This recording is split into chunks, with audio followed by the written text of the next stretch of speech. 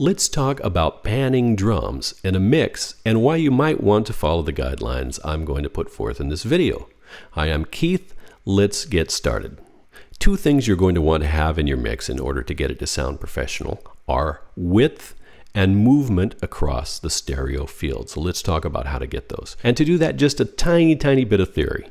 When you're standing in a room, how do you perceive the space of the room? Well, if you hear a sound to your right, it reaches your right ear first. There's more high-end content in your right ear because your head blocks some of the high frequencies, so your left ear hears a more muffled version. And in your left ear, you'll hear more of the sound of the room in proportion to the direct sound.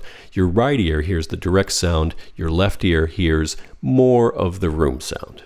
These are ways our brain perceives space. So if you want to perceive space in a mix, you're going to have to mimic some of these things. You want different content in the left speaker and the right speaker. That gives you width and space in the mix. If there were no width and space, it would sound like everything was in one place right in front of you. One more factor, low frequencies are kind of bendy. They sound like they come from everywhere. They're omnidirectional. So it doesn't do much good for us to have low frequencies panned out to the left speaker or the right speaker. And in general, we keep them in the center. So kick drum, bass guitar, right in the center. Stuff that comes equally from each speaker sounds like it's right in front of you. So we also want to reserve that mono, right in the middle sound for things that drive the song or that we want to have people pay most attention to. And usually that's vocals and also snare drum. So typically in a mix, kick drum, snare drum, vocals, right up the center. Now back to drums. I like to pan drums fairly closely to the perspective of a drummer sitting behind the kit. And for a drummer behind the kit, the kick drum is pretty much straight in front of he or she. The snare is a little bit to the left, but we're going to cheat on that a little bit and put it straight in the center. Hi-hat is slightly to the left. First rack tom is also slightly to the left.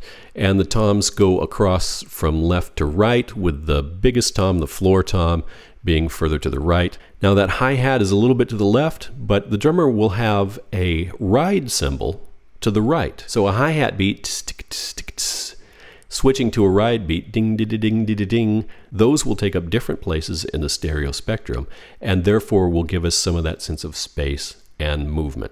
So typically there are mics on kick, snare, hi-hat, each tom, but we also have a stereo pair of mics over the drum kit as a whole, and that gives us a lot of the space that we're looking for here.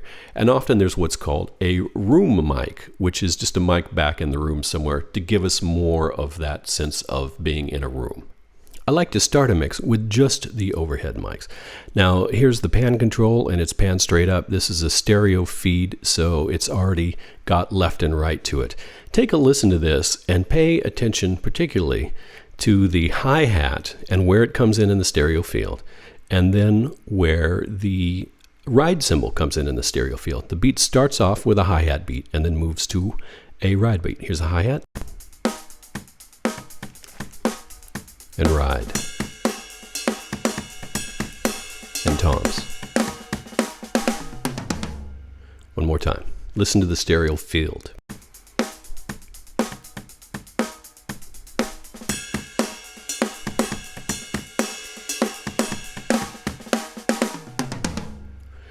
So you can hear there's a little bit of stereo imaging there. The hi-hat and the ride are on slightly different sides of the mix. And there's a little movement in the toms as they go from the smallest tom to the largest toms. There's 4 toms in that roll. So this is just the overhead, and it's where we get a lot of our stereo imaging from. Now next, I like to pull up the room microphone, which just gives us more of a sense of the space until it sounds good in combination. So let's do that.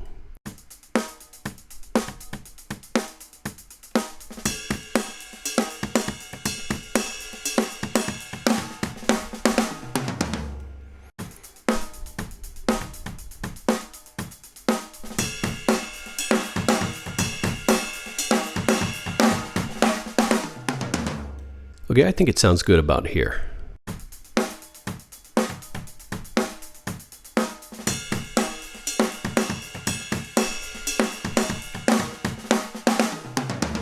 And this is literally how I start to mix drums.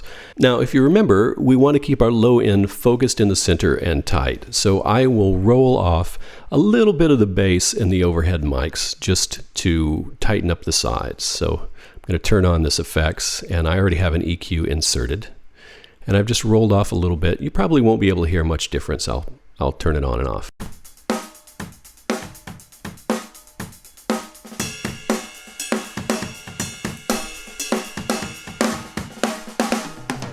So that's essentially just to tighten up the bass on the sides.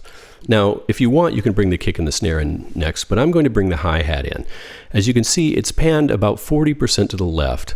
I'm going to match it fairly well with this overhead, but I want to sort of emphasize the space and have it just a little bit definitely coming from the left side. So take a listen here.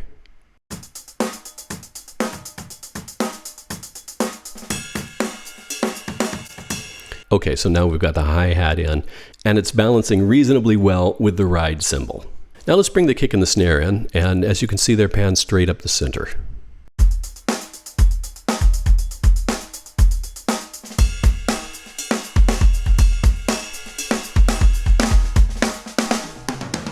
So if you'll notice, a lot of the sound is still coming from the overheads, but we use the kick and the snare to fill in whatever's missing in those microphones. You're not going to get a lot of punch out of a kick drum from an overhead mic, so we bring the kick mic up in order to get that punch.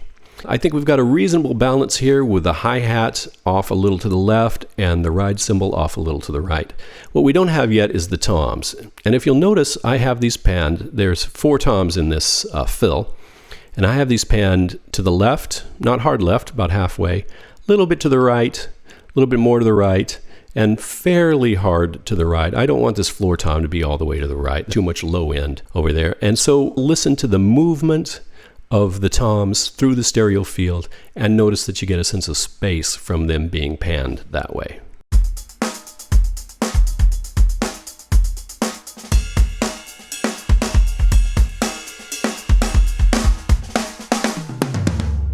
Just for comparison's sake, let's listen to this drum track in mono and in stereo. So when this little button is lit, it's in mono, and when it's not lit, it's in stereo. So listen to it spread out as we go from mono to stereo. We'll start with mono.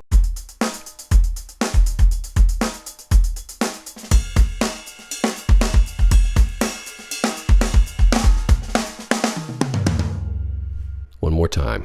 Start with stereo.